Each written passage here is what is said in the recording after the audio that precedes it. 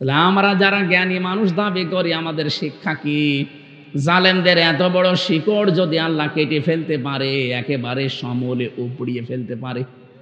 আপনি জানেন জালেমদের শিকড় কত নিচে ছিল?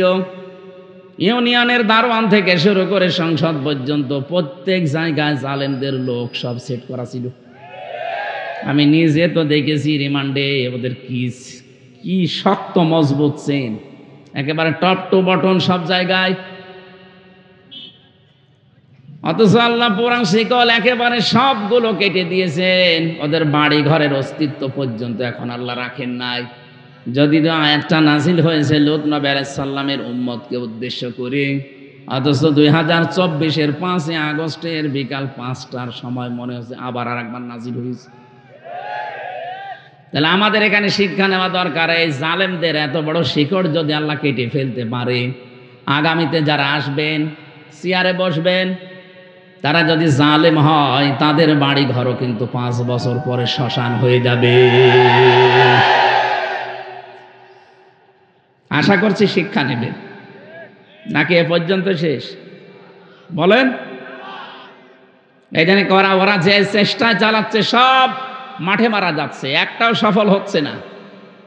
আর আপার কথা মতো কিছু মানুষ আমরা দেখতে পাই, এরা উস্কানিতে পা দিয়ে এখনো পর্যন্ত বিশৃঙ্খলা চেষ্টা চালাচ্ছে। সাবধান থাকবেন, বিশৃঙ্খলা তৈরি করে আপনি পার পাবেন না। দেখেন না গোপালগঞ্জের মানুষের অবস্থা, পেছনে পিটিয়ে বাঁদরের মতো লাল করে দিয়েছে। ওই কয়েকদিন সন্তান গোপালগঞ্জ থেকে ঢাকায় কেউ গেলে, বসে গেলে 300 টাকা, দাঁড়িয়ে গেলে 1000 টাকা। কি পিটানো পিটিয়েছিল! আপনি এখন উস্কানিতে পা দেবেন?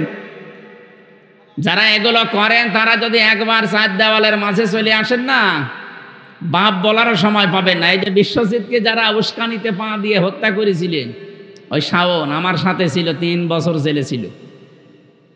ও মাঝে মাঝে আমাদের ফাঁসির গন্ডের ছেলে আমার কাছে এসে বলতো, ভাই ভুল করেছি। ছেলেটা আমারে বারবার বলছিল যে কিসের জামাত ইসলাম, কিসের শিবির, আমি তো মুসলমানই না। আপনার যদি বিশ্বাস না হয় আমার জিনিসপত্র দেখেন। তারপরও আমরা মানি নাই, ওরে একেবারে জায়গায় কুপিয়ে শেষ করে ফেললাম। কিন্তু কি হইল, আমার মা বাবা এখন আমার পরিচয় দেয় না। আমি ফাঁসির আসামি ছিলাম, এখন আমি যাবজ্জীবতে এসেছি। এখন আমার 30 বছর জেল খাটা লাগবে। আমার দলীয় লোক যারা এই উস্কানি দিয়েছিল, যাদের কথা মতো কাজ করলাম, তারাও এখন আর পরিচয় দেয় না। আমার এই যে জেলখানায় টাকাও আর আসে না। আর আপনারা যারা জেলে গেছেন জানেন, বাইরে থেকে যদি টাকা পয়সা না যায়, ওখানে যা খাবার দেয় ওইটা খেয়ে টিকে থাকা কঠিন। কথা বুঝতেছেন? এই জন্য উনি আমারে বলছিল, বাইরে যদি যেতে পারেন, আপনারা তো বাইরে যাবেন, যদি যেতে পারেন তো মানুষকে সতর্ক করে দিয়ে যে আমার মতো কেউ যেন ভুল না করে। এরকম উস্কানিতে পা দিয়ে যদি আমার মতো একবার 4 দেওয়ালের মাঝে আটকা পড়ে যায়, ওর দুনিয়াও শেষ, আখেরাতও শেষ। কোনো বাবা তখন আর কুল দেবে না। এই জন্য যেহেতু আপনার বাবা এখন আর নেইও, আগে যাই একটা ছিল, সে বাবাও নেই, এখন সব ফেরেস্তা হয়ে গেছে। ফেরেস্তা যেমন দেখা যায় না, ও বাবাদেরকেও দেখা যাচ্ছে না। এই জন্য কারো উস্কানিতে আমরা যেন পা না দেই। বিশৃঙ্খলা তৈরি করার চেষ্টা করা,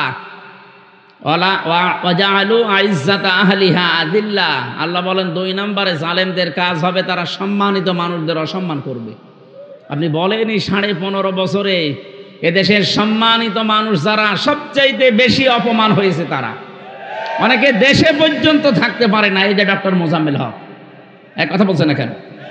মাওলানা আবুল কালাম আজাদ, ওই যে সেই লাল দাড়িওয়ালা লোকটা, আমার পরিচয় নেই কিন্তু আমি দেখেছি, এখনো পর্যন্ত আসতে পারে না। সবচাইতে বড় অপমান হয়েছে আলেমরা। কোরআনের পাখি মাওলানা দেলাওয়ার হোসাইন সাইদি রহমতুল্লাহ আলাইহি শহীদ, তাকে শেষ পর্যন্ত আপনারা মেরেই ফেললেন। আমরা আদালতে দেখেছি অন্যান্য ফাঁসির আসামি যারা, তাদেরকে নিয়ে আসে শুধু হাতে হ্যান্ডকাপ দিয়ে, আর আলেমদেরকে নেওয়ার সময় মাজায় দড়ি বাঁধে। আমার মাজায় দড়ি বেঁধে, এরপরে ডান্ডা বেড়ি পরিয়ে পেছনে হাত বেঁধে মনে হচ্ছে গরু টেনে নিয়ে যাচ্ছে।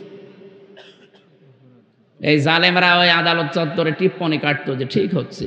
এখন আপনাদের নিয়ে যাচ্ছে এই যে দরবেশ সালমান এফ রহমান। আমি বহুবার দেখেছি আদালতে হাজিরা দিতে গিয়ে ও ম্যাজিস্ট্রেটের সাথে কানে কানে কি বলছে দুইজন, আমি কয়েকবার দেখেছি একে।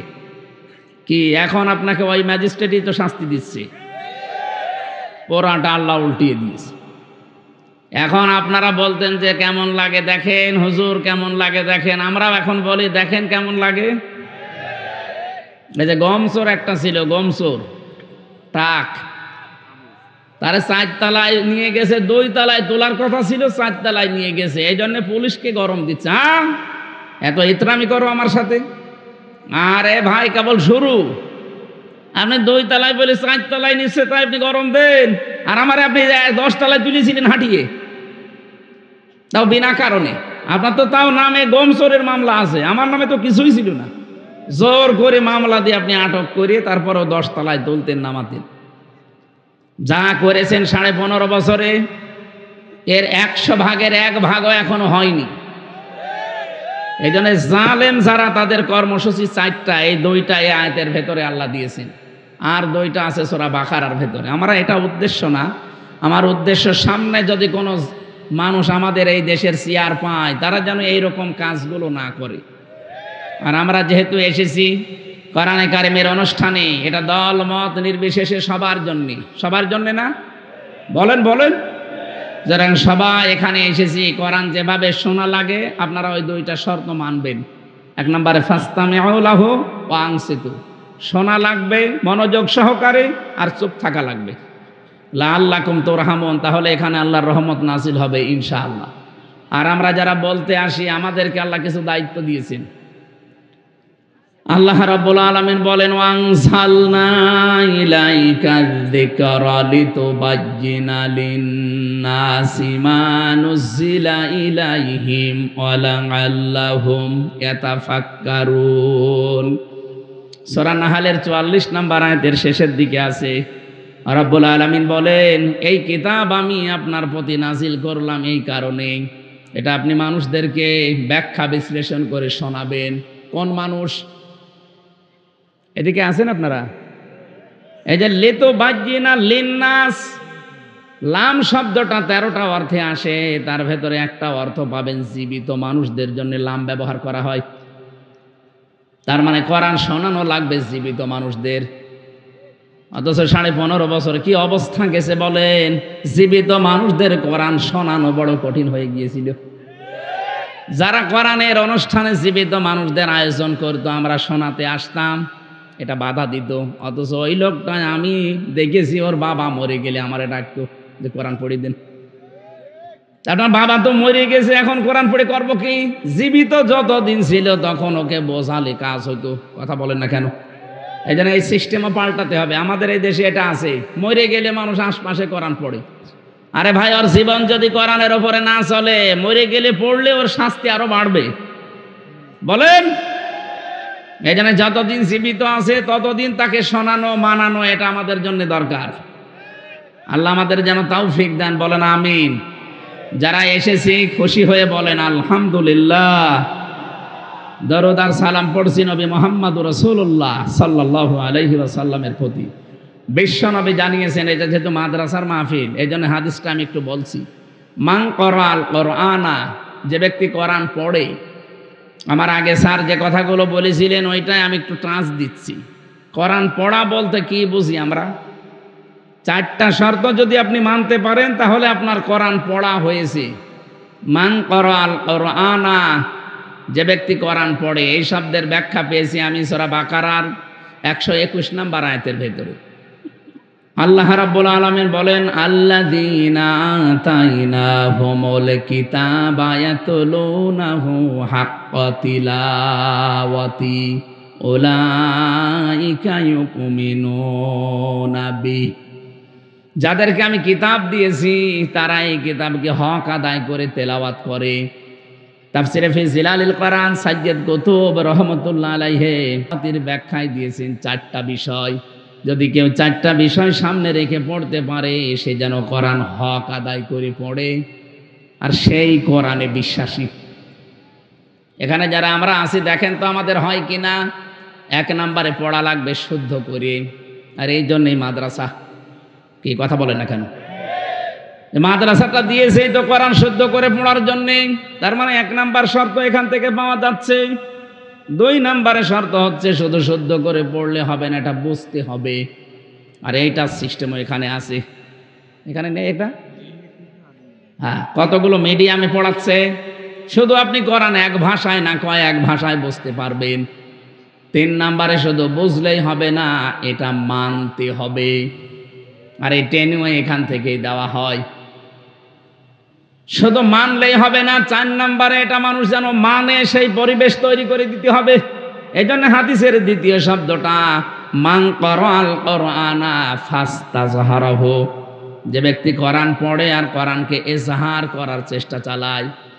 এজহার মানে, আমি এজহারের যতগুলো অর্থ পেয়েছি, এজহার মানে স্পষ্ট করা, এজহার মানে দাঁড় করানো, এজহার মানে কায়েম করা, এজহার মানে বিজয় করা।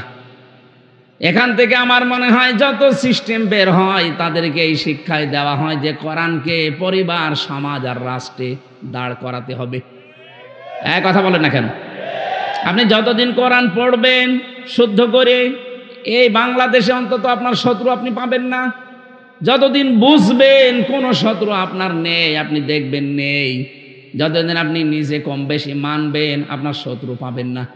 যেই বলবেন না আমি এটা মানাতে চাই, তখনই আপনার পেছনে লেগে যাবে। এই যে আহমেদ শফি, হেফাজত ইসলামের আমির, সাবেক আমির, ইন্তেকাল করেছে লোকটা, আল্লাহ রাব্বুল আলামিন তাকে যেন মাফ করে দেন। বলেন এই লোকটা যতদিন কোরআন পড়েছে সারা বাংলাদেশে কোনো শত্রু ছিল তার? যতদিন বুঝেছিল শত্রু ছিল, যতদিন নিজে মানত কম বেশি কোনো শত্রু ছিল না। যখনই বলেছে না এটা আমি মানুষকে মানাতে চাই, কোরআনে আছে ওয়াল্লাযীনা লা ইউযুনা রাসূলাল্লাহি লাহুম আযাবুন আলীম, রাসূলকে যারা কষ্ট দিচ্ছে এবং দেবে তাদের জন্য যন্ত্রণাদায়ক শাস্তি আল্লাহ রেডি করে রেখেছে। উনি যখন এই দফাটা সামনে দিলেন যে রাসূলুল্লাহকে অন্তত কেউ যেন কষ্ট দিতে না পারে, এই আইনটা আমরা চাই, তখনই শাপলা চত্বর কায়েম করে দিয়েছে।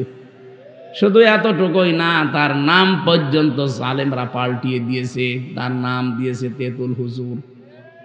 ওনার নাম কি তেতুল হুজুর ছিল? আপনি কথা বলছেন?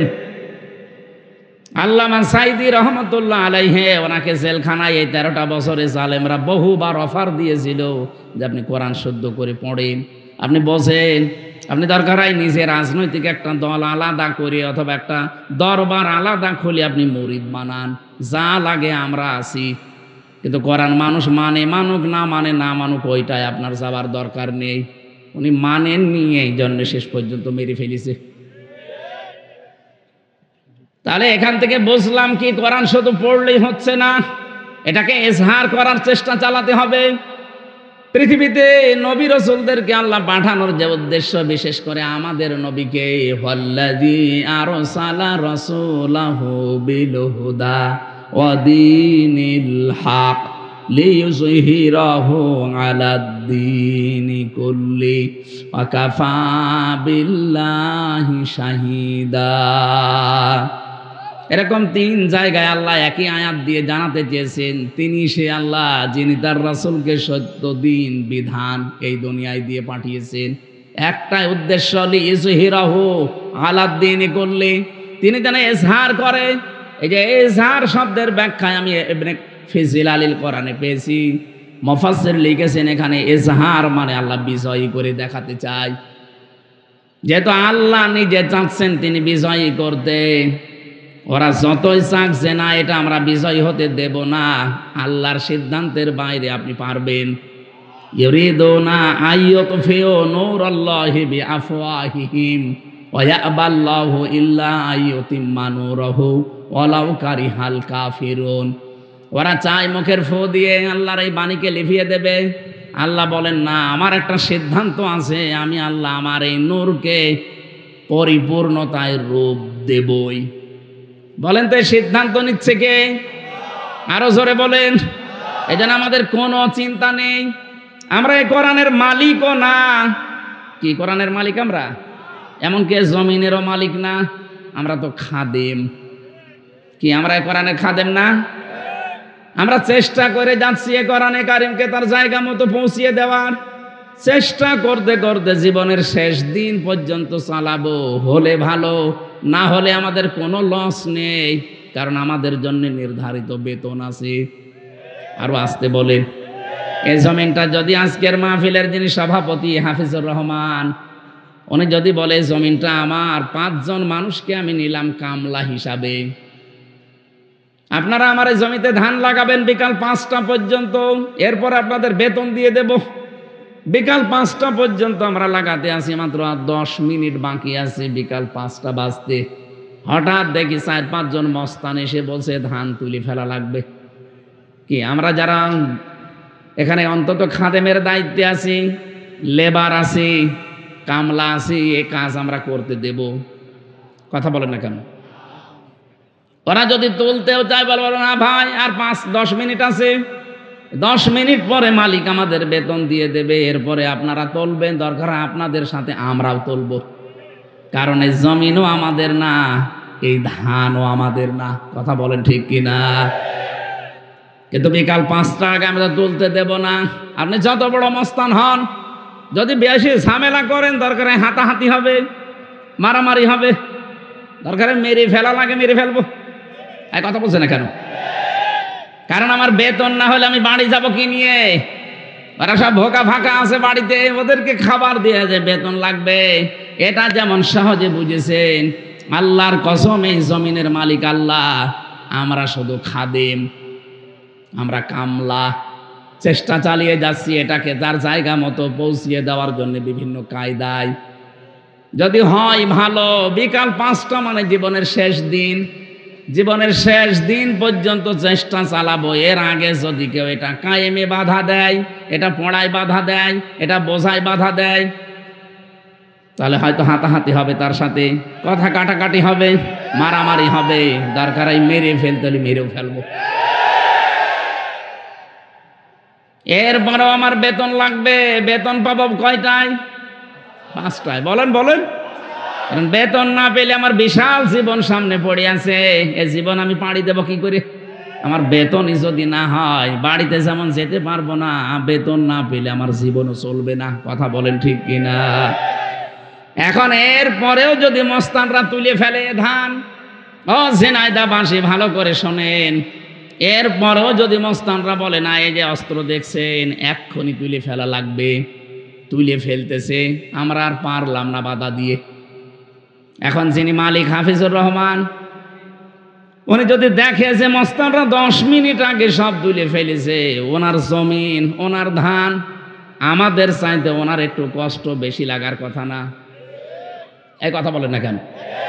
ওনার কষ্ট বেশি মানে ওনার ধান লস, ওনার বেতন তো অলরেডি দেওয়া লাগবে, কারণ আমরা প্রায় কাজ করে ফেলেছি। এরপরেও যদি উনি কিছু না বলে, বুঝতে হবে উনি দুর্বল, এই জন্য কিছু বলছে না। না না, উনি যদি এখন সামনাসামনি কিছু না বলে, আপনি ভেবে নিতে পারেন উনি গোপনে এমন কিছু করবে যে মস্তানরা শ্বাস ফেলারও সময় পাবে না। সেই কাজ কৌশল ওনার আছে, না তো এত জমিনের, এত বড় জমিনের মালিক হতে পারতো না। এখানে 1 কাঠা জমিনের দাম 50 লাখ, সেখানে 1 বিঘা জমিনে ধান লাগাচ্ছে, বুঝতে হবে ওনার পেছনে অনেক কিছু আছে। কথা বোঝেন? তাহলে উনি যদি এখন সামনাসামনি মস্তানদের কিছু না বলে, বুঝে নিতে হবে যে ওর গোপনে কোনো কিছু আছে।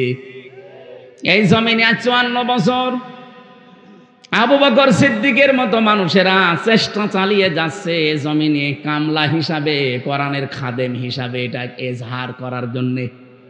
কিন্তু কত বাধা আমরা পেয়েছি, কথা বলেন না কেন? কোন সময় বাধা দিয়েছে হাসানুল হক, ইনু বলা যাবে না, ইনি হর্ষাই দন্তন্নয় হর্ষি। কখনো বাধা দিয়েছে রাশেদ খান মেননের ভূমিকায়, কখনো বাধা দিয়েছে দিলীপ বড়ুয়ার ভূমিকায়, কখনো বাধা দিয়েছে বিচারপতি মানিকের ভূমিকায়, কখনো বাধা দিয়েছে হাসিনার ভূমিকায়। এরপরও আমরা কিছু পারছি না। এই 54 বছরে 96% মুসলমানের দেশে, এরপরও মনে করেন এটা আমরা কায়েম করতে পারলাম না, এটা বিজয় করতে পারলাম না, কিন্তু এর একজন মালিক নেই। আরো জোরে বলেন। এর একজন মালিক আছে, এমনকি এই জমিনেরও একজন মালিক আছে, তিনি তারপরও কিছু বলেননি। কামলা যারা আমরা কিছু বলতে পারলাম না, কারণ আমাদের ক্ষমতার বাইরে। এমনকি মালিক যিনি, উনিও কিছু বলছেন না। সামনাসামনি যদি কিছু না বলে আপনি বুঝেই নেবেন যে ওনার গোপনে কোনো উদ্দেশ্য আছে। আর গোপনে যদি একবার ধরে বাপ বলার সময় দেবে না। আমার মনে হয় আল্লাহ এখন ধরেছে। যত ক্ষতি করেছেন আপনারা, কি দোষ ছিল এ দেশের আলেমদের, একামতে দিনের কর্মীদের, কি উদ্দেশ্য তাদের? বারবার তারা তো 54 বছরই বলছে যে আমাদের ক্ষমতা উদ্দেশ্য না, আমাদের উদ্দেশ্য এটা প্রতিষ্ঠার মাধ্যমে আখিরাতে মুক্তি পাওয়া। হ্যাঁ, এর বাইরে যদি কারো উদ্দেশ্য থাকে চেয়ারের, তাহলে তার পেছনে থাকা জায়েজ নেই। আপনার উদ্দেশ্য থাকা লাগবে, এইটা আমি জমিনে কায়েম করব, এজহার করে দেখাবো কি করে বিজয় করা যায়। এর জন্য যত রকমের রাস্তা আছে, বৈধ পন্থায় সব রাস্তা আপনি অবলম্বন করেন। এরপরও বারবার স্বীকার করে নিচ্ছে, এটা বোঝাতে চাই মালিক কিন্তু একজন আছে, উনি বিকাল 5টায় আসবে।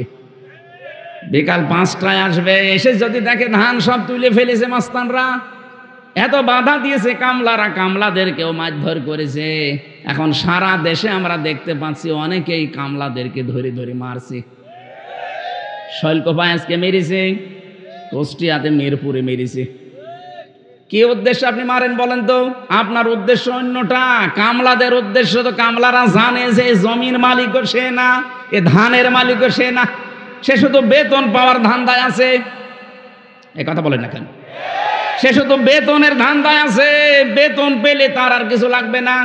আর বেতন তো এখন দেবে না, মালিক দেবে বিকাল 5টায়, মানে জীবনের শেষ দিন। ওয়াবুদ রাব্বাকা হাত্তা ইয়াতিয়াকাল ইয়াকিন।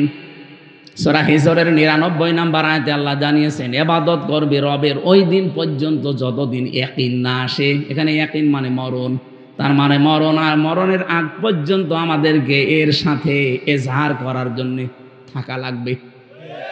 এইটাই ছিল আল্লাহর উদ্দেশ্য রসুলকে পাঠানোর, যে যত ধর্ম আছে, যত দিন আছে, এখন পৃথিবীতে প্রায় 4,500 উপরে ধর্ম চলছে। সব ধর্মের উপরে আমরা চাই এই পৃথিবীতে আল্লাহর কোরআনকে আমরা এজহার করতে। কথা বলেন ঠিক কিনা? এটা বিজয় করা লাগবে। কেন? এর পরের শব্দগুলোতে নবীজি ব্যাখ্যা দিচ্ছেন, ফাহাল্লা হালালাহু ওয়া হাররামা হারামাহু আদখালাহুল্লাহুল জান্নাহ। যদি এটা কায়েম হয়ে যায়, এজহার হয়, বিজয় থাকে, তাহলে হালালকে হালাল মানতে পারবা, হারামকে হারাম জানার পরে ছেড়ে দিতে পারবা। ও বাংলার মুসলমানেরা, 54 বছর কোরআন এই দেশে এজহার নেই, বিজয় নেই। এই জন্য আমরা হালালকে হালাল জানার পরও মানতে পারি না। এরকম ক্ষেত্র দেশে নেই। কথা বলেন না কেন? হারামকে হারাম জানার পরও আমরা ছেড়ে দিতে পারি না। এই জন্যই তো আজ আমরা উঠে পড়ে লেগেছি যে এটাকে এজহার করব, আমরা এটাকে বিজয় করব, যেন হালালকে হালাল জেনে মানা যায়, হারামকে হারাম জেনে ছেড়ে দেওয়া যায়। কথা বলুন। নবীজির শেষ কথা ছিল আদখালাহুল্লাহুল জান্নাহ। নবীজি বলেন তোমাকে আল্লাহ যেন জান্নাতে দিয়ে দিয়েছে। আদখালা এটা মাঝি, আদখালা ইদখিলু।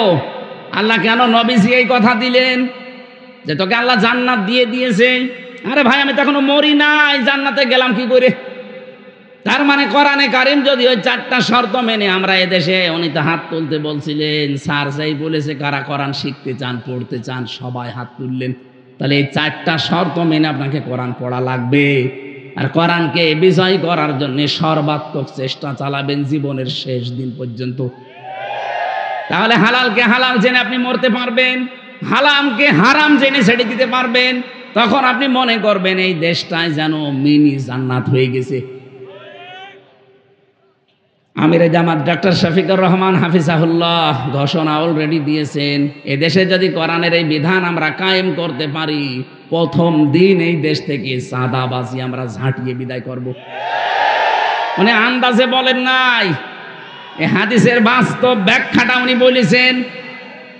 অনেকে মনে মনে ভয় পায় যে কোরআনে দেশে যদি চলে আসে, আমরা একটু মাঝে মাঝে ডাল খাই, লাল পানি খাই, একটু বিড়ি খাই, এইটার কি হবে? হবে, এটার কোনো অসুবিধা নেই।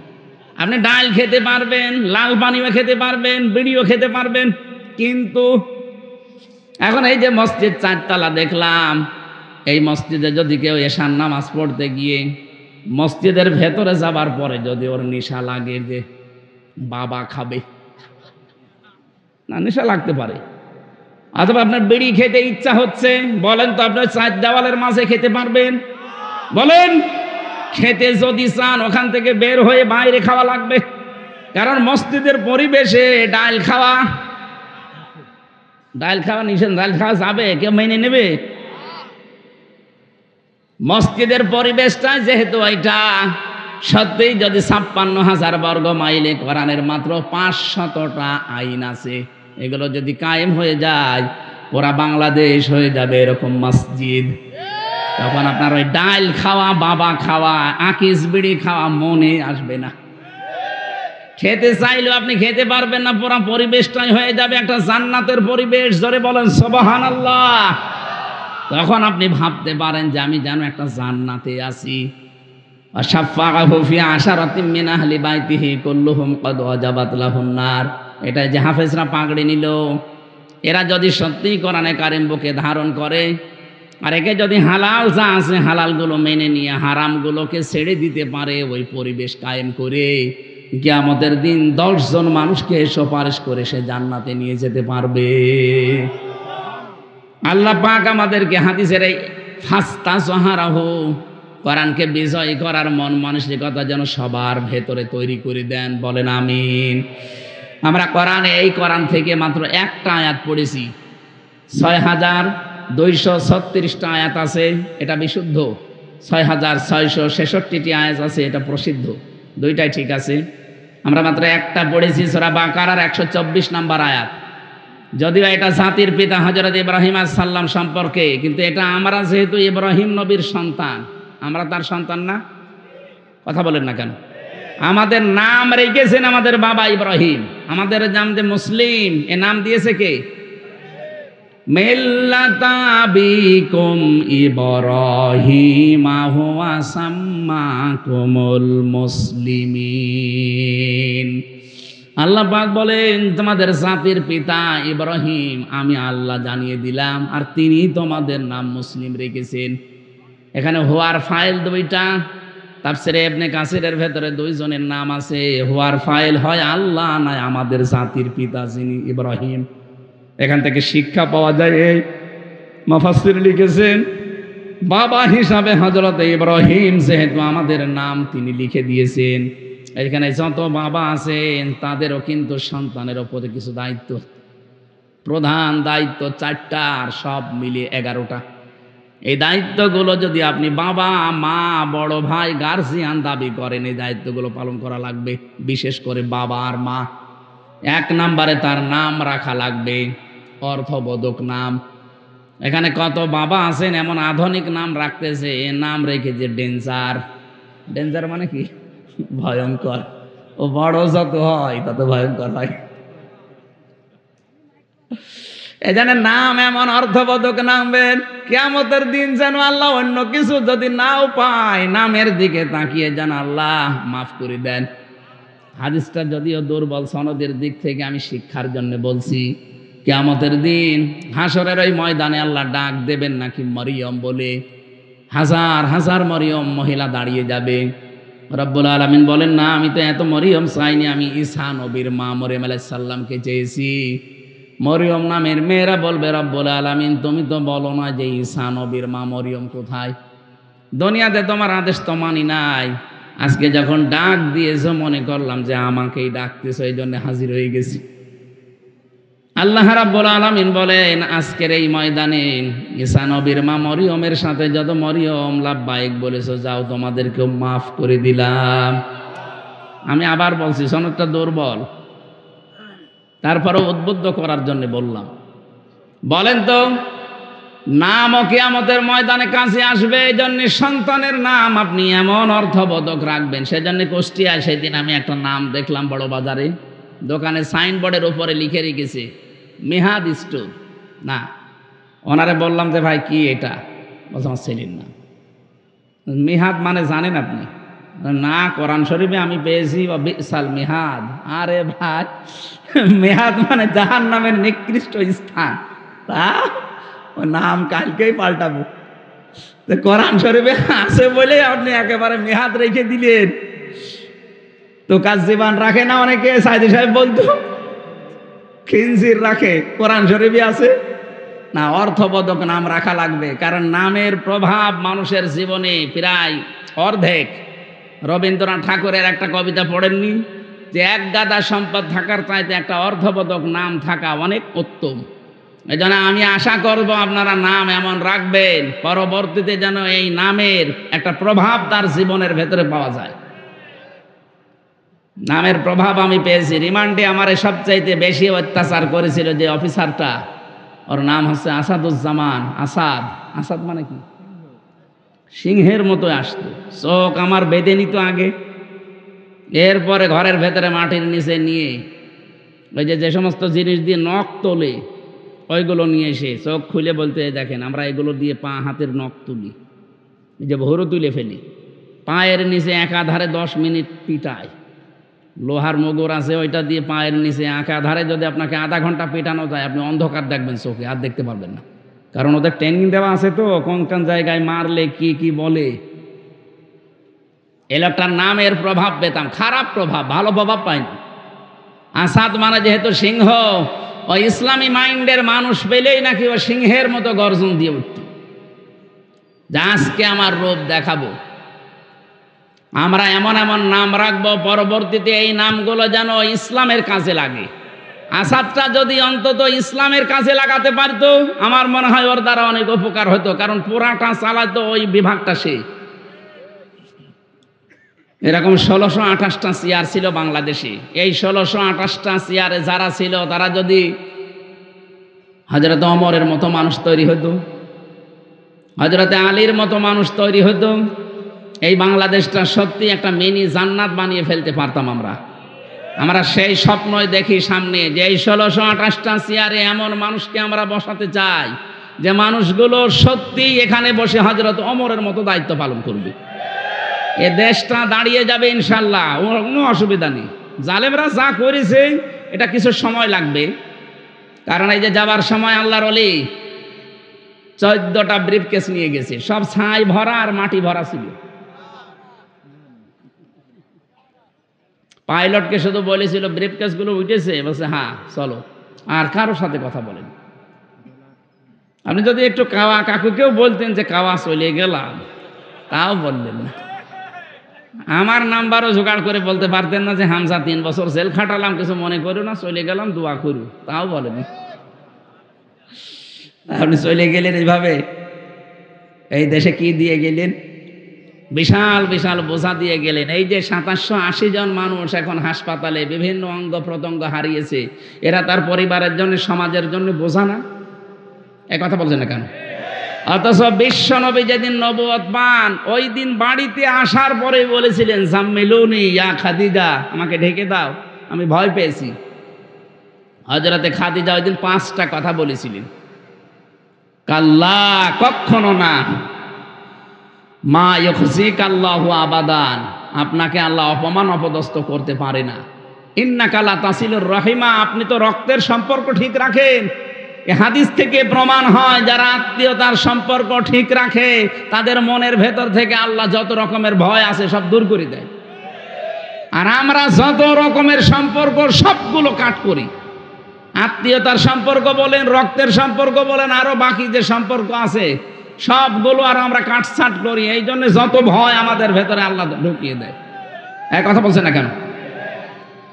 আমি নাটোরে থেকে আসার সময় এক পুলিশ গাড়ি, রাত 2টা বাজে, তখন গাড়ি আটকিয়ে বলছে হুজুর একটু দোয়া করেন। কি দোয়া? আমার বুকে ফু দিয়ে দেন। কেন? যে ডিউটি করছিলাম, হঠাৎ দেখলাম তাল গাছের ভেতরে কি যেন নড়ে উঠল। আমি ভয় পেয়েছি, লবণ পানি খাবো, আপনি আমার একটু ফু দিয়ে দেন। আমি ওনারা একটু আলাড়ে ডেকে নিয়ে বললাম, ভাই আপনি আমি আমার সামনে মিথ্যা কথা বলবেন না, আপনি সত্যি করে বলেন তো আপনার জীবনে রক্তের সম্পর্ক, আত্মীয়তার সম্পর্কে কোনো ঝামেলা আছে?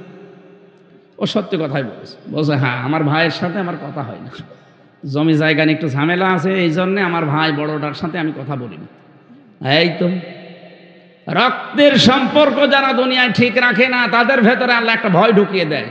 আপনি ওই তাল গাছে কি নড়ে উঠেছে ওই ভয় না, আপনার এমনি একটা অজানা ভয় সবসময় ভেতরে থাকবে। এই জন্য রক্তের সম্পর্ক যাদের ঠিক নেই, আপনি যতই সাহস নিয়ে চলতে চান, অজানা একটা ভয় আল্লাহ তৈরি করে দেবে। 2 নম্বরে তাহমিলুল কাল্লা, আপনি তো মানুষের বোঝা বহন করেন, আপনি ভয় পান কেন? আপনি মানুষের দুঃখের বোঝা, কষ্টের বোঝা, ঋণের বোঝা এগুলো আপনি বহন করেন, হালকা করে দেন, আপনার ভয় নেই। আর আপনি কি করলেন? এত ঋণের বোঝা বাংলাদেশে দিয়ে গেলেন, এখন এই দেশে একটা মানুষ জন্ম নিলে 1,10,000 টাকা তার মাথার উপরে ঋণ। আপনাকে আল্লাহ ভয় দেখাবে না দেখাবে কারে? এত ভয় পেয়েছে যে বলারও সময় পেলেন না। ওখান থেকে আমরা শিক্ষা নিতে চাই, মানুষের বোঝা যারা হালকা না করে আরো ভারী করে দেয়, যারা মানুষের দুঃখের বোঝা বাড়িয়ে দেয়, কষ্টের বোঝা বাড়িয়ে দেয়, আল্লাহ কিন্তু ওই মানুষগুলোকে বিভিন্ন ভয় ঢুকিয়ে দেয়। আমেরিকা আজ দাবানলের মতো জ্বলতেছে। আপনি একটু পেছনে কয়েকদিন ঘোরেন তো, গাজায় কত মানুষকে ঘর বন্দি করে, কত শিশুকে, কত বৃদ্ধকে, যুবতী মেয়েদেরকে আপনি আগুন লাগিয়ে দিয়েছেন, ঘরে তালা লাগিয়ে। তাদের যে কান্না আমি ভিডিও দেখেছি, কি হাউমাউ করে কাঁদতেছে তারা। ওই মানুষগুলো ওই সময় বলেছিল, রব্বানা আখরিজনা মিন হাদিহিল ক্বরিয়াতি যালিমি আহলুহা ওয়াজআল লানা মিন লাদুনকা ওয়ালিয়্যা ওয়াজআল লানা মিন লাদুনকা নাসীরা। হে আল্লাহ, তুমি এই জনপদ থেকে আমাদেরকে বের করে নাও, এই জালেমদের জনপদ থেকে আমাদেরকে বের করে নাও, অথবা তুমি তোমার পক্ষ থেকে সাহায্যকারী পাঠাও। ওদের দোয়া আল্লাহ একেবারে ফেরত দেবে? আজ যেভাবে জ্বলতেছে আমেরিকা, আপনি তাকান। আজকে সকালবেলা কিছু আলেমদেরকে ডাক দিয়ে বলছে, যত প্রযুক্তি ছিল আমাদের আগুন লেভানোর, কোনোটাই কাজ হচ্ছে না, যত দেয় আরো আগুন ধরে। সুতরাং তোমাদেরকে দায়িত্ব দিলাম, তোমরা আজান দাও। এখন আজান দিতে বলছে।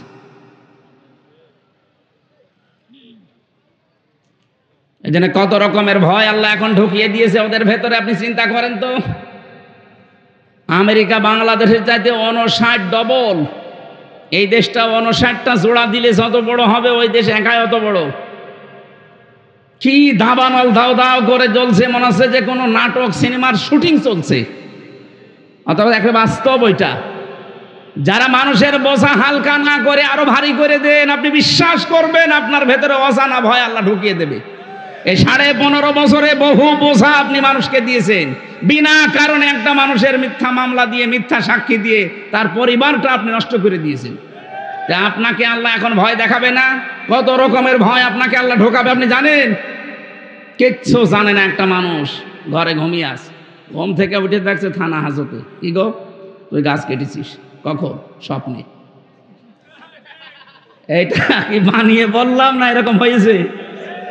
আমারে তুলে নিয়ে গেল আমার বাড়ির 2 তলা থেকে, আর পরের দিন পেপারে দিয়ে দিল যে ওনারা আমরা চড়হাঁস থেকে ধরেছি। ডাহা মিথ্যা কথা। যে মামলা দিয়েছিল ও শয়তানও বিশ্বাস করে না। জজ সাহেব মাঝে মাঝে আমার যে মামলা উঠতো আমারে নিয়ে যেত, জজ হাসতো যে কি দিয়ে বিচার করবো বলেন। অথচ 3টা বছর উনি জামিন দেয়নি। অথচ এই জজই ছিল তখন। এই যে আগস্টের 5 তারিখের পরে শুধু আমি মামলাটা তুলেছি, মামলা দেখে বলছে যে কি দিয়ে বিচার করব, এর ভেতরে তো কোনো মাল নেই, যান একেবারে খারিজ করে দিলাম। আমি বলতেও গেলাম যে মাননীয় আদালতে, মামলাটা তো 3 বছর আপনার কাছে ছিল, তখন তো বলেননি। এখন বলছেন যে কোনো মাল নেই, মাল কি আগে ছিল? উনি এইটাই বলতো যে হুজুর আমার হাত বাঁধা, আমার কিছু করার নেই। কথা বলছেন না কেন? এইটাই বলতো যে আমার হাত বাঁধা, এই 3 বছর আমার কিছু করার নেই, এখন হাত খোলা আছে, আমি নাই বিচার করেছি, আমাকে একেবারে নির্দোষ, আমার কোনো দোষ পাইনি, বিনা অপরাধে 3টা বছর আমার জীবন নষ্ট করেছে ওরা। আমরা চাই 1628টা চেয়ারের নাম বলছিলাম না, কোন চেয়ারের যেন হাত বাঁধা না থাকে, প্রত্যেকটা চেয়ারের হাত যেন আবু সাইদের মতো খোলা থাকে। হ্যাঁ, এটা চান না আপনারা? কারা চান দেখি? লিল্লাহে তাকবীর। আলহামদুলিল্লাহ। তো এইটার জন্য হাত খুলতে হলে এটা লাগবে, এটা ছাড়া সম্ভব না। যত নিয়ম নীতি নিয়ে আসেন না কেন, আবার হাত বাঁধা হয়ে যাবে। কে কথা বলে না কেন? হাত আবু সাইদের মতো খুলে রাখতে হলে এইটা লাগবে। আমান হাকামা বিহি আদালা, যারা কোরআন দিয়ে বিচার ফায়সালা করতে পারবে তারাই কেবল ন্যায় বিচার কায়েম করতে পারবে। আর 9 দফা ছাত্রদের, এই 9 দফার ভেতরে প্রথম এই দফা ছিল যে ওই ওয়ান। এই কথা বলছে না কেন? আমরা ন্যায় বিচার কায়েম করতে চাই, আর ন্যায় বিচারের জন্য এটার বিকল্প দুনিয়ায় কিচ্ছু নেই, কিছু যে নেই। এই 54 বছর আপনি দেখতে পেলেন না ডক্টর কামালের তৈরি করা এই সংবিধান দিয়ে বাংলাদেশের কাঙ্ক্ষিত যে মান, এটা আজও অর্জন হয়নি, কিয়ামতের আগে হবেও না। অথচ 21 বারের উপরে এটা পরিবর্তন হয়ে গেছে। এখন শুধু একটাই বাকি আছে, আর দেশের মানুষও তাই চাচ্ছে। আপনি আগস্টের 5 তারিখের আগের জরিপগুলো দেখেন, আন্তর্জাতিক যত জরিপ আছে, এদেশের মাত্র 100 জনের 15 জন মানুষ চাইতো কোরআনের বিধান বাংলাদেশে কায়েম হোক। তার ভেতরে হয়তো আলী আজম, মোহাম্মদ আবু বকরের মতো মানুষগুলো, এরকম মানুষ আছে এই দেশে 100 জনের মাত্র 15 জন। এনারা চাইতো যে কোরআনের বিধান বাংলাদেশে কায়েম হোক। জানুয়ারির 1 তারিখের রিপোর্টগুলো বের করেন, আন্তর্জাতিক যত সংস্থা এই দেশের মানুষকে রিপোর্ট দিচ্ছে, এই দেশে এই মাত্র 5 মাসে 100 জনের 58 জন মানুষ চাচ্ছে যে কোরআনের বিধান এই দেশে কায়েম হোক। আপনি আর কিছুদিন যেতে দেন, অন্য জাতির লোকেরা পর্যন্ত বলছে না, কাঙ্ক্ষিত মানের শান্তি পেতে হলে আল্লাহর কোরআনের বিকল্প কিচ্ছু নেই। তারা অন্য ধর্মের মানুষ যদি এটা বিশ্বাস করতে পারে, তা আপনার কি হয়েছে? দল মত নির্বিশেষে এদিকে এগিয়ে আসা দরকার না এখন। অন্তত যেহেতু দেখা যাচ্ছে 15 থেকে 58 হয়ে গেছে, আর কিছুদিন যেতে দেন, 100 জন মানুষ চাইবে আল্লাহর কোরআনে দেশে কায়েম হোক। আর ওইটা দেখার জন্য চোখ হাঁ করে আছে। সারা জীবনে আমার স্বপ্ন এই, আল্লাহ 56,000 বর্গ মাইলে যেন তোমার কালাম দিয়ে চলছে, এটা দেখে মরতে পারি। বলেন আমিন। আমরা কোরআনে কারিমের হযরত ইব্রাহিম আলাইহিস সালামের জীবনী থেকে আরম্ভ করেছিলাম। উনি নাম রেখেছেন আমাদের সন্তান হিসাবে। নাম কি? মুসলিম। বলেন তো নাম কি? আল্লাহ রাব্বুল আলামিন বলেন, তোমাদের জাতির পিতা ইন্তেকালের আগে তোমাদেরকে ডাক দিয়ে বলেছিলেন, ওয়াসা বিহা ইব্রাহিম বানিহি ওয়া ইয়াকুব ইয়া বানিয়া ইন্নাল্লাহা আসতাফা লাকুমুদ্দীন ফালা তামুতুন্না ইল্লা ওয়া আনতুম মুসলিমুন। হযরত ইব্রাহিম এবং ইয়াকুব এই দুইজন নবী ইন্তেকালের আগে তার সন্তানদেরকে ওসিয়ত করছিলেন যে আমার সন্তানেরা, কলিজার টুকরা সন্তানেরা, অবশ্যই আল্লাহ তোমাদের জন্য মনোনীত করেছেন, নির্ধারিত করেছেন, তোমাদের জন্য পছন্দ করেছেন একটা দিনকে। সেই দিন মানে এই রাতের পরে যে দিন আসবে ওই দিন। বলেন বলেন। তোমাদের জন্য যেই দিন আল্লাহ নির্ধারিত করেছেন সেই দিনের নাম হচ্ছে ইসলাম। নাম কি? ফালা তামুতুন্না, তোমরা মরবা না, ইল্লা ওয়া আনতুম মুসলিমুন, যতক্ষণ মুসলমান হতে না পারো। এখানে যে দিনের কথা হযরত ইব্রাহিম আমাদের জাতির পিতা তার সন্তানদেরকে জানিয়েছেন, তার নাম হচ্ছে ইসলাম।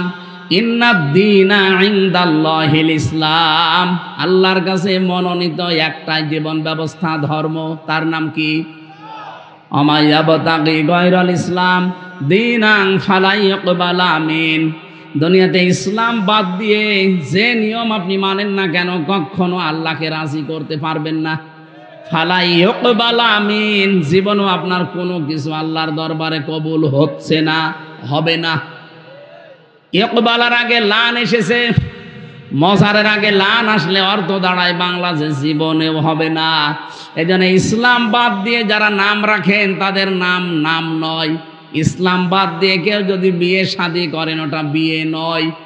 ইসলাম বাদ দিয়ে কেউ যদি পরিবার চালায় ওটা পরিবার না। ইসলাম বাদ দিয়ে কেউ যদি রাজনীতি করে ওটা রাজনীতি না। আরো আসতে বলেন। এই কোরআনে কারিমে আল্লাহ সূরা নিসার 34 নম্বর আয়াতে জানিয়েছেন, আর রিজালু কাওয়ামুনা আলান নিসা, পুরুষেরা হবে গাইডলাইন দাতা আর মেয়েরা হবে তাদের আজ্ঞাবহ। এই আয়াতের তাফসিরে সাইয়্যিদ আবুল আলা মওদুদী রাহমাতুল্লাহ আলাইহি উনি তাফহিমুল কোরআনে আয়াতের তাফসির করতে গিয়ে লিখেছেন যে পৃথিবীতে যদি নেতৃত্ব দিতে কেউ চায় তাকে পুরুষ হওয়া লাগবে, মহিলা হলে চলবে না। বলে সামনে এই বাংলাদেশে যারা নেতৃত্ব দেবে, যারা ক্ষমতায় যাবে, তারা যেন পুরুষ হয়, না মহিলা হলেও চলবে। قال النبي صلى الله عليه وسلم لا يفلح قوم, ওই জাতি কখনোই সফল হচ্ছে না, হবেও না যে জাতির নেতৃত্বে কোনো মহিলা আছে। এই 54 বছরে কম বেশি এটা আমরা দেখেছি, এই জন্য আমরা সফল হতে পারিনি। সামনে যারা আসবে আমরা আহ্বান জানাবো, তারা জানো আরো আসতে বলেন বলেন। আল্লাহর পক্ষ থেকে মনোনীত যে দিন আল্লাহ দিয়েছেন, এই দিনের বাইরে যদি কেউ নেতৃত্ব দেয়, নেতৃত্ব জায়েজ নেই। আল্লাহর দিনের বাইরে কোনো মানুষ যদি রাজনীতি করে, ও রাজনীতি যেমন রাজনীতি হচ্ছে না, অর্থনীতি যদি কেউ চালায় সেটাও অর্থনীতি হচ্ছে না। জীবনের যা করবেন আপনি এই মনোনীত দিন ইসলামের বাইরে যে আল্লাহকে রাজি করতে পারবেন না। ফালা তামুতুন্না, মরাও যাবে না, ইল্লা ওয়া আনতুম মুসলিমুন, যতক্ষণ পর্যন্ত আপনি মুসলমান হতে না পারেন। এতে প্রশ্নবোধক চিহ্ন পেয়েছি একটা, তাফসিরে ফি জিলালিল কোরআন থেকে বলছি, মুফাসসির লিখেছেন আপনি যে মুসলমান না হয়ে মরবেন না, মুসলমান আপনি বুঝবেন কি করে? এখন প্রশ্ন আসতে পারে মুসলমান কি হয়ে বসবো, মানে আমি ছোটবেলায় মুসলমানি দিয়েছি। আরে ভাই, ছোটবেলায় তো ছাগলও মুসলমানি দেয়, দেয় না? ছাগলকে আপনি মুসলমান বলেন? কোরআনেতে আয়াতের ব্যাখ্যা আছে সূরা বাকারার 208 নম্বর আয়াতে, ওয়াদখুলু ফিস সিলমি কাফা, তোমরা ইসলামে পরিপূর্ণভাবে প্রবেশ করো। তাহলে পরিপূর্ণভাবে যে আমি ইসলামে প্রবেশ করেছি এর চিহ্ন কি? কোরআন শরীফ থেকে আমি শোনাচ্ছি, যদি 5টা বিষয় আপনার জীবনে আপনি দেখতে পান যে 5টা বিষয় আমার ভেতরে আছে, তাহলে বুঝে নেবেন যে আমি ইসলামে পরিপূর্ণ প্রবেশ করেছি। 1 নাম্বার, আপনি আত্মসমর্পণকারী হবেন। কার কাছে? আমাদের জাতির পিতা এটা করে দেখিয়েছেন, ইযে ক্বালা লাহু রাব্বুহু আসলিম ক্বালা আসলামতু লিরাব্বিল আলামিন। বলেন আল্লাহু আকবার। উনি গাছের মাথায় বসে কোড়াল দিয়ে কাঠ কাটছিলেন। আল্লাহ বলেন আত্মসমর্পণ করে ইব্রাহিম। তিনি বলেন এখানে কি করে? বলে খাতনা করো। গাছের মাথায় কোড়াল দিয়ে খাতনা করে তিনি বললেন আসলামতু লিরাব্বিল আলামিন, মহাবিশ্বের পালনকর্তা আল্লাহর কাছে আমি আত্মসমর্পণ করলাম, সারেন্ডার করলাম, আমার নিজের বলতে আর কিচ্ছু নেই। যেই লোকটা মুসলমান দাবি করবে যে আমি পরিপূর্ণ ইসলাম মানতে চাই, তার নিজের সে আর কিছুই থাকবে না, যা আল্লাহর কথা সেইটাই তার কথা। কথা বলে না কেন? আজকে একজন আমার কাছে দেখা করলো, মানে বামপন্থী রাজনীতি করতেন আগে। আচ্ছা, আপনার একটা আলোচনা শোনার পরে আমি আজ 2 মাস আগে তাওবা করে একেবারে ইসলামে চলে এসেছি। এখন আমার আর নিজের বলতে কিছু নেই, আল্লাহর যে কথা আমার ওই কথা। এইটাই তো 1 নাম্বার, এইটাই দরকার।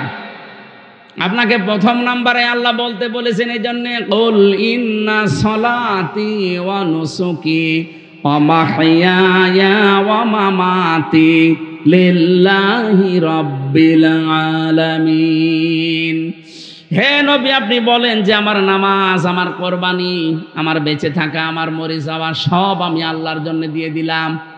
তাহলে আত্মসমর্পণ যদি আপনি সব জায়গায় করতে পারেন, আপনি বুঝবেন যে ইসলামে আপনি প্রবেশ করেছেন। 2 নাম্বারে আপনার আকীদা হওয়া লাগবে শুদ্ধ। কি বললাম? এইটা নিয়ে সারা বাংলাদেশে গন্ডগোলের শেষ নেই। এক দল আর এক দলকে খালি ফতোয়া দিতে আছে যে ওর আকীদা ঠিক নেই। আরে ভাই, আকীদা ঠিক কোনটা ওইটাই তো আমি বুঝি না। যেই মানুষগুলো এই আকীদা রাখে যে ক্ষমতার উৎস আল্লাহ, আর যারা আকীদা রাখে ক্ষমতার উৎস জনগণ, তাদের বিরুদ্ধে আপনি ফতোয়া দেন না। ফতোয়া দেন এদের বিরুদ্ধে যারা বলে ক্ষমতার উৎসকে। আপনার কোন আকীদা? আকীদার প্রশ্ন তুলে একটা মাজলুম সংগঠনের উপরে, মাজলুম দলের উপরে আপনি এই তহমতটা লাগাবেন না। আপনার কি আকীদা আছে আপনি বলেন তো? যে মানুষগুলোকে আন্দাজে তহমত দেন যাদের আকীদা ঠিক নেই, আপনি ফাঁসির দড়ি খালি গলার কাছে আপনাকে নিয়ে যাওয়া হবে, আপনার আকীদা সব বের হয়ে যাবে। আপনি বোঝেন আকীদা কি? অথচ যাদের আপনি এই দোষ দিচ্ছেন তারা তো ফাঁসির দড়ি অলরেডি গলায় নিয়ে অনেকজন বিদায় অলরেডি নিয়েছে। আপনার ভেতরে কয়জন আছে যে ফাঁসির দড়ি না শুধু ফাঁসি হবে কথা শুনে আপনার আকীদা পাল্টিয়ে যায়? 3 নম্বরে শুধু আকীদার প্রশ্ন, এখানে হাজার হাজার কথা আছে। 3 নম্বরে শুধু আকীদা না, আপনার চরিত্র উন্নত হওয়া লাগবে। আর চরিত্র যদি নিতেই হয় উন্নত করার জন্য মুহাম্মাদুর রাসূলুল্লাহ, তার থেকে নেওয়া লাগবে। কারণ তার চাইতে উত্তম চরিত্র এই দুনিয়ায় আর কারো। এরপরে আপনার ইখলাস লাগবে, যা করবেন এটা যেন লোক দেখানোর জন্য না হয়। এটা কার জন্য হবে? এই ইখলাসটা আমাদের অধিকাংশ ভেতরে নেই। 5 নাম্বার আপনার লেনদেন যেন স্বচ্ছ হয়। এটা অনেক ভালো মানুষ দেখতে মনে হয়, এত বড় বড় পাগড়ি মাথায় দিয়ে দাড়ি রেখে রাস্তা দিয়ে হেঁটে গেলে মনে হয় যে জিবরাইল হেঁটে যাচ্ছে, অথচ লেনদেন ঠিক নেই। কারো কাছে যদি একবার ধার করে জীবনে তার সাথে দেখা করে না। এই কথা বলছে না কেন? কোন দোকানে যদি বাকি খায় ওই দোকানের সামনে দিয়ে আর যায় না। না, আপনার লেনদেন ঠিক করা লাগবে। এই 5টা বিষয় যখন আপনি দেখবেন যে হ্যাঁ আমি মেনে চলতে পারছি, 1 নম্বরে আত্মসমর্পণ আল্লাহর কাছে, 2 নাম্বার আপনার ইখলাস লাগবে, 3 নম্বরে আকীদা বিশুদ্ধ হওয়া লাগবে, 4 নম্বরে চরিত্র হওয়া লাগবে উন্নত, 5 নাম্বার আপনার লেনদেন স্বচ্ছ চলবে। আপনি তখন বুঝবেন যে আপনি ইসলামে পরিপূর্ণভাবে প্রবেশ করেছেন। আমি যে কথা বলতে চাচ্ছিলাম, আমাদের নবী, আমাদের জাতির পিতা ইব্রাহিম আলাইহিস সালাম তার সন্তানদেরকে যে আদেশ দিয়েছিলেন, আল্লাহ রাব্বুল আলামিন আমরাও যেহেতু তার সন্তান দাবি করি, আমরা ইব্রাহিমের সন্তান না? নাকি এই যে নতুন জাতির পিতার সন্তান? না, এটা তো বানানো। আর আমাদের যেটা ওটা বানানো না, আল্লাহ নিজে বানিয়ে পাঠিয়েছেন। সুবহানাল্লাহ বলতে পারেন নাই? এমনি এমনি বানিয়েছে। ওয়াইযিবতালা ইব্রাহিমা রাব্বুহু বিকালিমাতিন ফাতাম্মাহুন্না। স্মরণ করো ওই সময়ের কথা যখন ইব্রাহিমকে আমি কিছু কালেমার দ্বারা পরীক্ষা করেছিলাম, আর প্রতিটি পরীক্ষায় তোমাদের জাতির পিতা, তোমাদের বাবা ইব্রাহিম পাশ করে গেছে। এখানে আমি 9টা পরীক্ষার কথা পেয়েছি, আর অন্য আয়াতে পেয়েছি 41টা। সব মিলে আমাদের জাতির পিতাকে আল্লাহ 50টা পরীক্ষা করেছিলেন পুরা জীবনে। সুবহানাল্লাহ বলতে পারেন নাই? বলেন তো, বাবাকে যদি আল্লাহ 50টা পরীক্ষা করে, সন্তান হিসাবে আমাদের 2-4টা পরীক্ষা আসবে না? ক্বালা ইন্নী জাইলুকা লিন-নাসি ইমামা। আল্লাহ পাক বলেন, হে ইব্রাহিম, এই পরীক্ষাগুলোতে পাশ করার কারণে আমি তোমাকে মানব জাতির ইমাম বানিয়ে দিলাম। উনি বলেছিলেন, ক্বালা ওয়া মিন যুররিয়াতি, হে আল্লাহ, নেতৃত্ব দেওয়া, ইমাম হওয়া, নেতা হওয়া, এটাকে আমি একা নাকি আমার সন্তানাদি যারা আছে তারাও পাবে? এটা আল্লাহ পাক বলেন পাবে, তবে লা ইয়ানালু আহাদিজ জালিমিন। ইয়ানালু মোজারে, বর্তমান, ভবিষ্যৎ, প্রেজেন্ট, ফিউচার। আহাদিজ জালিমিন, জালেমদের প্রতি আমার কোনো অঙ্গীকার নেই। আয়াত দিয়ে প্রমাণ হয় জালেমদের জন্য রাজনীতি করা, নেতা হওয়া জায়েজ নেই। অথচ এই দেশে যে যত বড় জালেম হয় সে তত বড় নেতা হয়। এখন থেকে আর এটা হবে না ইনশাআল্লাহ। কথা বলেন না কেন? এখন থেকে আর কোন জালেম নেতৃত্বে আসতে পারবে না। ইব্রাহিম নবীকে আল্লাহ 50টা পরীক্ষা করেছিলেন, পুরা কোরআনে আছে ওই 50টা পরীক্ষা। তার ঈমান সম্পর্কে আল্লাহ 10টা পরীক্ষা নিয়েছেন। সূরা আনআমের ভেতরে আছে 69 নম্বর আয়াত থেকে শুরু করে প্রায় 10টা আয়াতে আছে ওই পরীক্ষাগুলো। তার আমল বা কাজ সম্পর্কে আল্লাহ পরীক্ষা নিয়েছেন 30টা। সূরা তাওবা 111 নম্বর 12 নম্বর আয়াতে আছে 10টা। সূরা মুমিনুরের 1 থেকে 11 নম্বর আয়াত পর্যন্ত আছে 10টা। সূরা আহজাবের 35 নম্বর আয়াতে আছে 10টা। এই 30টা, ওদিকে 10, এদিকে 30, 40।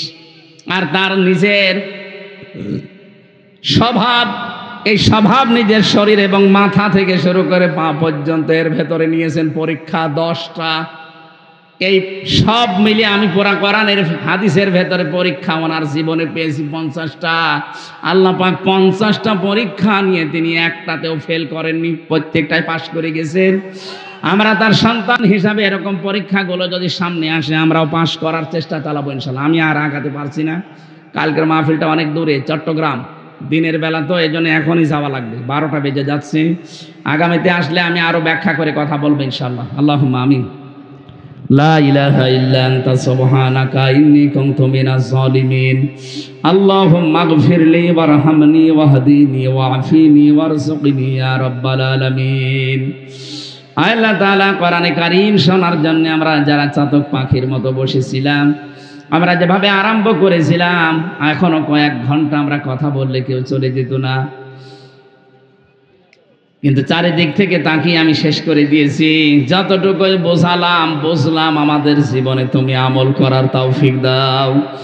সওয়াব যদি দিয়েই থাকো আল্লাহ, কোটি কোটি গুণে বাড়িয়ে দাও। কিয়ামতের দিনে সুপারিশ করবে আমাদের জন্য, নবীর রওজায় পৌঁছিয়ে দাও। রব্বুল আলামিন এই মাদ্রাসা যিনি কায়েম করেছিলেন, প্রতিষ্ঠা করেছিলেন ডক্টর মাওলানা মোজাম্মেল হক, এলাকার যাদেরকে সাথে নিয়ে নবীর এই ঘর এবং তোমার ঘর মসজিদ এখানে যারা কায়েম করেছে, আল্লাহ কিয়ামত পর্যন্ত এদেরকে তুমি সহি সালামতে রাখো। যারা ইন্তেকাল করেছে মাফ করে দাও, যারা জীবিত আছে আল্লাহ তুমি হামে ও নাসির হয়ে যাও। এ মাহফিলের সম্মানিত সভাপতি তোমার বান্দা জনাব হাফিজুর রহমানকে কবুল করো। প্রধান অতিথি, বিশেষ অতিথি যারা এসেছে, সম্মানিত মা বোন যারা বসে আছে, এদেরকে খাদিজাতুল কোবরার মতো বানিয়ে দাও। আমার প্রাণ প্রিয় প্রতিষ্ঠান ইসলামী বিশ্ববিদ্যালয়ের অনেকগুলো শিক্ষক এখানে বসে আছে। আল্লাহ তাআলা আমার মাথার এই তাজগুলোকে তুমি হায়াতে তাইয়্যিবা সিহাতে কুল্লিয়া দিয়ে দাও। এলাকায় মাটির নিচে যারা ঘুমিয়ে আছে, কোরআনের ইজ্জতে তাদের মাফ করে দাও। আল্লাহুম্মা ইগফিরলি ওয়ারহামনি ওয়াহদিনি ওয়া'ফিনি ওয়ারযুকনি ইয়া রাব্বাল আলামিন। প্রশাসনের যে ভাইরা এসেছে, আল্লাহ তাআলা এদের এই দায়িত্বটা আজকে তুমি ইবাদত হিসাবে কবুল করো। ঝিনাইদহ জেলার ডিসি, এসপি, টিওনো, এই থানার সম্মানিত ওসি সহ যত পুলিশ সদস্য ভাইরা জেলায় কাজ করছে, আল্লাহদের বাবা মা আত্মীয় স্বজন ছেড়ে যারা দেশ এবং দশের দায়িত্ব পালন করে, তুমি হামে ও নাসির হয়ে যাও। বারাকাল্লাহু লানা ওয়া লাকুম ফিল কোরআনিল আযীম। মরণ আসলেই যেন আমরা পড়তে পারি লা ইলাহা ইল্লাল্লাহু মুহাম্মাদুর রাসূলুল্লাহ। আসসালামু আলাইকুম।